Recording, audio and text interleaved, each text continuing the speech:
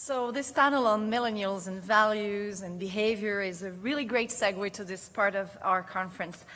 Over the last 4 years, our office and the Rideau Hall Foundation have been engaged in a social marketing campaign. It was called My Giving Moment, to encourage Canadians to give of their time, their talent, their treasure.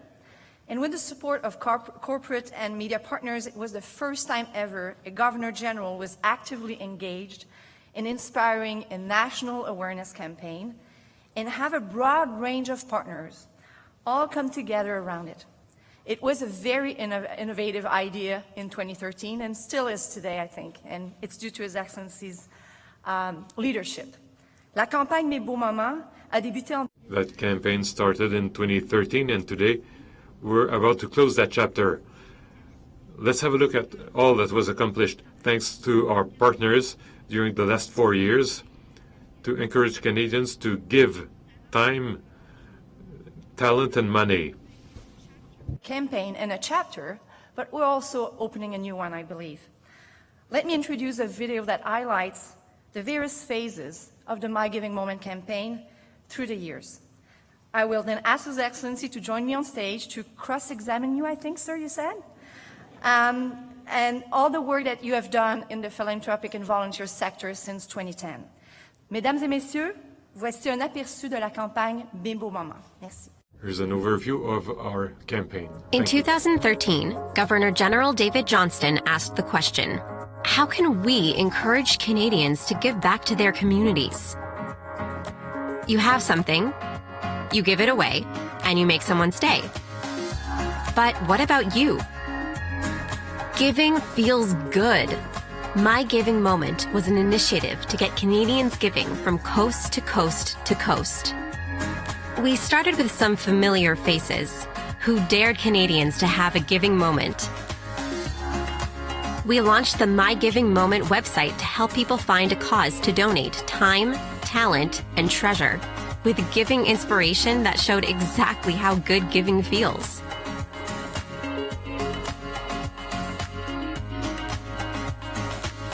My Giving Moment became a hub of giving content that was shared by communities across Canada with the help of influential content creators. To thank Canadians for their participation, we gave away giving-themed t-shirts during National Volunteer Week. Canadians across the country now literally wear their generosity on their tees.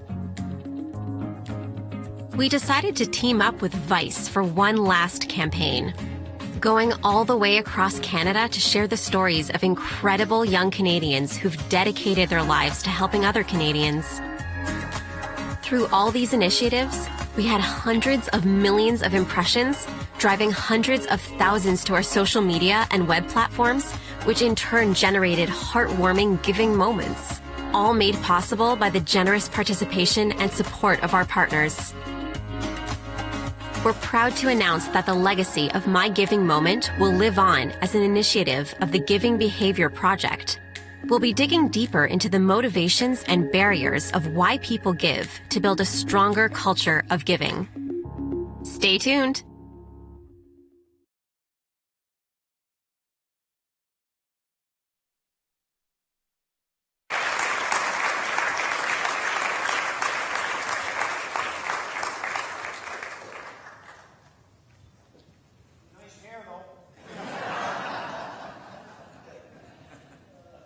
Your Excellency, I have the pink, you'll have the red. It goes with your tie. Les rôles sont renversés maintenant parce que normalement... Okay, tables are turned because normally I ask questions to Annabelle and I get all the information I need. But now it's different. I'm on the spot. Now I've got to think for myself. The questions won't be too hard. I'm sure you're going to be able to answer. That would be a career-limiting move. So, I should say there was another career-limiting move in Annabelle's history. She was the one behind that hair scene. And I can tell you there was one person who was very opposed to doing it. C'est moi. But she's a person who has a very interesting way of accomplishing things. She managed to get my wife, which was a very unfortunate thing for me, in the room with, I think, 3 of our grandchildren. And daughters. And daughters as well. Yeah. The 6 women who governed my life. And they showed the videos up until the long hair moment. And then the long hair moment came, and I began to sputter and say, over my dead body will I do that? Think of the dignity of the office. And of course, the daughters chimed in. The granddaughters thought it was terrific. And Taya, our 10-year-old, who was long hair, says, Grandpa Buck, I'd like to do that with you. So that's how we did it. With great success. So, Excellency, and I think we have to go back to the genesis, in fact, of the My Giving Moment campaign. When you became Governor General in 2010, in your installation speech, you talked about a smart and caring nation, call to the nation, and you laid out the ground for around 3 important pillars. And I think it would be important for everybody here today to understand what were these pillars, philanthropy and volunteerism being one of them, and what was your overall idea of a smart and caring nation agenda? Well, there are really 2 big questions there, Annabelle. One, the more specific one, is the theme of a smart and caring nation, a call to service. That was the title of the installation speech on October 1st, 2010. So it was kind of marking out how we saw the office, and it had 3 pillars: family and children, learning and innovation, and philanthropy and volunteerism. And they actually come together. But then we tried to develop a strategy for each of the 3. On family and children, I guess just having 14 grandchildren involved in our activity was a pretty good start. But Sharon especially has been involved in mental health with families, and both of us in that, and military families as well. So much of our energies were devoted to visits and raising the profile of those things. The second, learning and innovation, a whole number of initiatives, but I'll just mention one. The last 2 days ago, we were in Waterloo on innovation, and we've been going across the country launching our book, Innovation. It's called Ingenious, about Canadian innovation stories, but a whole platform of how we change the culture of innovation. On the learning side, we're especially looking at those who don't have the same opportunity to participate in our excellent public education system as others, particularly Indigenous young people, etc.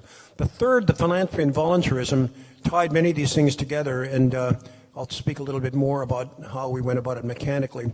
But the second broader part of the question is this. It was our attempt to understand this office and to determine how we could use this office to promote the public good. It's very interesting to think of our system of government. Many Canadians really don't understand it, but we have a divided, first of all, we have a constitutional monarchy with a parliamentary democracy. And we have a divided crown, which represents government.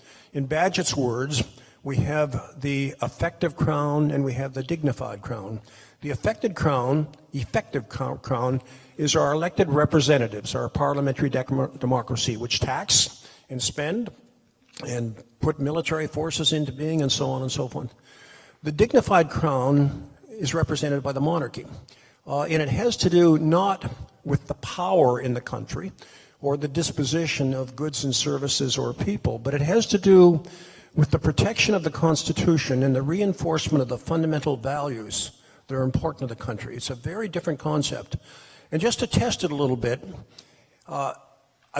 if you wanted to test around the world people's regard for different forms of government and the trust they have in them, you'd probably have, if you chose 8 or 10 countries, you'd probably have on that list Denmark, Norway, Sweden, United Kingdom, having a bit of a bubble now, United Kingdom, the Netherlands, Australia, New Zealand, and Canada.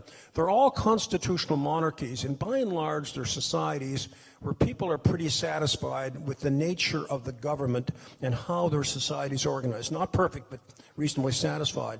Now, you might say, well, that's cause and effect. You have a constitutional monarchy with a parliamentary democracy, you get these good things. I think it's the reverse. I think these forms of government have evolved over 1,000 years because those societies have had a value set that says this makes sense to us, and we'll adjust it from time to time. And it's that value set that we've been trying to drive at in using this office to reinforce them. And so the notion of family and children, of learning and innovation, constantly improving, of philanthropy and volunteerism, caring for our neighbor and building our country that way are so fundamental, and that's why I guess we've tried to harness some of the powers of this office to do just that. And we've done it in somewhat unconventional ways, and you'll probably ask me about that in a minute. Well, I'll get, in fact, to the pillar of philanthropy and volunteerism. You picked that one as one of your three areas of focus.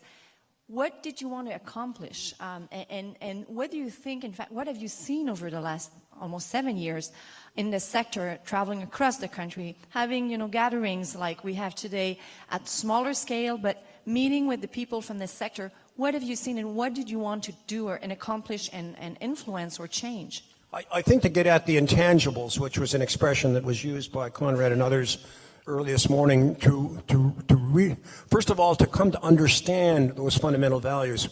Canada is a social innovation. We're speaking about innovations, including social. It's a social innovation in the sense it's an experiment of how you make diversity work for you rather than against you. And as you look around the world, that tends to be a bit of a challenge. So far, so good. The society has done pretty well on it, but it's constantly under test. So it's to reinforce those fundamental values and to move the culture more closely to accord with them and reinforce them and have them be widely embraced by all of our citizenry. And so when you think of the three pillars, they have to do with what makes this society works better. And by improving on those three fronts, we can make our society work better. Une des choses que vous avez mis en place dans le pilier du... One of the things that you've put in this sector is to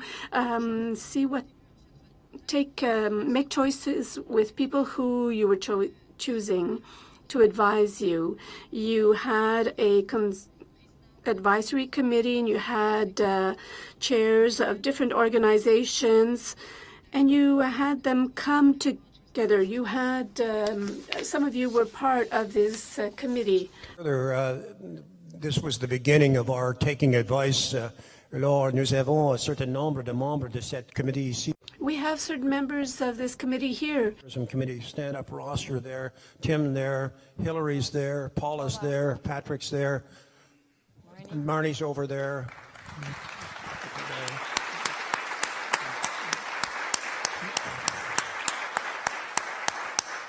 Alors, nous avons commencé. We started during the first year by saying, what is the challenge before us? We've gathered a group of people who are experts in this field, in volunteerism and philanthropy. And we started saying what is important to us. Sure, of philanthropy and giving, and embed it in the DNA of Canada. And that's the journey that was begun. And Ross in particular said, what you need out of this is one big idea, and maybe we'll come to that in a moment. So that big idea was My Giving Moment, and also other things that happened. I know there was measuring index, things that we're talking about today. How can we measure giving in Canada? How do we recognize better Canadians? And maybe I can do a little loop on this. The office as a honors system, the Canadian Honors System, is managed through the Office of the Governor General.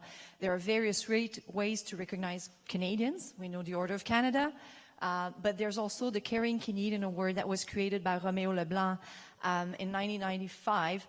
And you've taken that program and you wanted to do more to recognize volunteers. Yeah, those are 3 or 4 of the really specific examples, I think, that illustrate, Annabelle. But I would say very fundamentally, out of that committee especially, came a transformation of the office. I think we saw the office in a different light, that it is about connecting, honoring, and inspiring Canadians. And why do you do that? You do that because you want to reinforce those fundamental values that I spoke about a moment ago in a variety of ways. And we concluded that we should have a series of initiatives or campaigns like My Giving Moment, but most of all, we established a foundation because we said, as Conrad so well pointed out about infrastructure and supporting networks, you need organizational structures that can respond to different kind of needs. This has been a very traditional office whose job has been to guard the Constitution and sign into law bills of law and orders in council and so on, and that you do. But if you really believe in connecting, honoring, and inspiring Canadians and linking them with those fundamental values, you need a lot of external partners to do it. You have to break out of the ivory tower. And so we've used the foundation to do that in very entrepreneurial ways.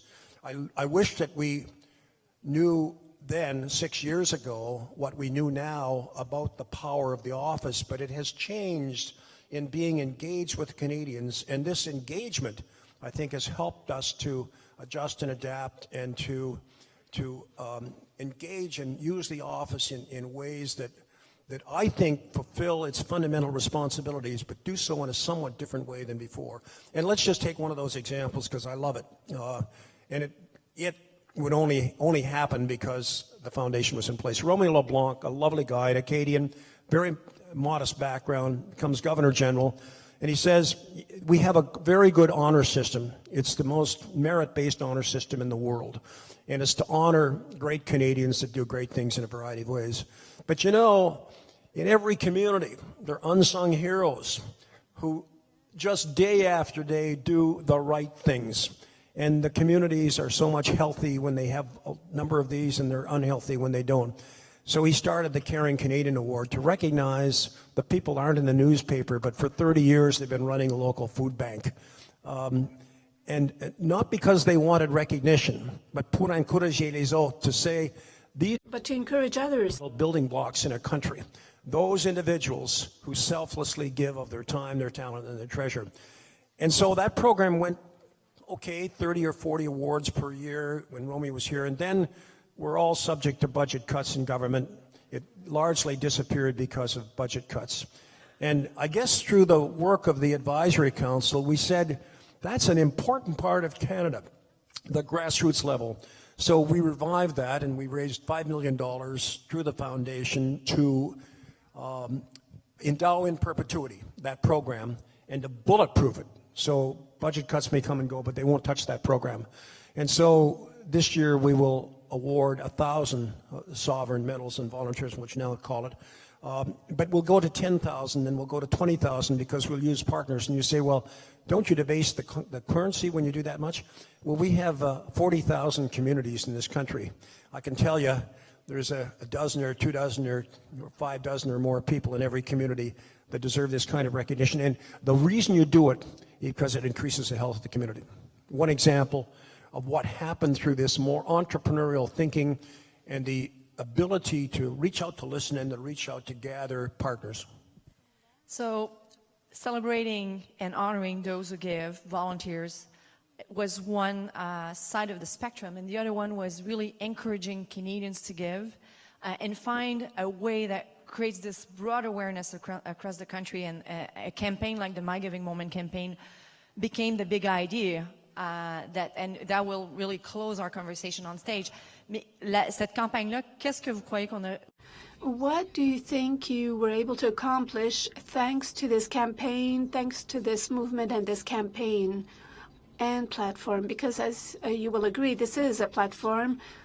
Well, first of all, this campaign helped us better understand the situation in the country, but also the Governor General's office, and to adapt our efforts to face the challenges, as you mentioned.